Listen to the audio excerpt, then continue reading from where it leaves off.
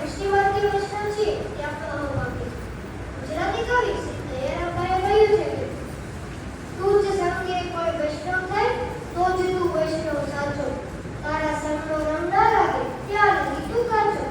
સંગનો રંગ લગાડવા માટે ફક્ત આપણે સત્સંગની જરૂર છે.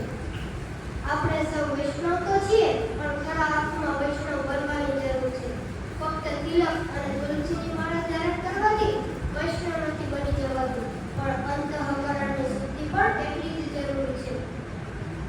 પુષ્ટિમાર્ગમાં કહેવાયું છે કે અનુગ્રહ પુષ્ટિમાર્ગીય નિયામકો, હરિગુરુ વૈષ્ણવની કૃપા એટલે અનુગ્રહ.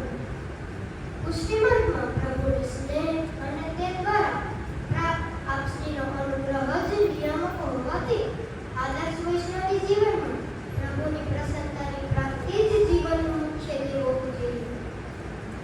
પુષ્ટિમાર્ગનું પ્રથમ પગથિયું એટલે બ્રહ્મસમાજ. ભગવાનથી છૂટા પડેલા જીવનો ફરીથી ભગવાન સાથે બંધન થાય તેને બ્રહ્મસમાજ કહેવાય.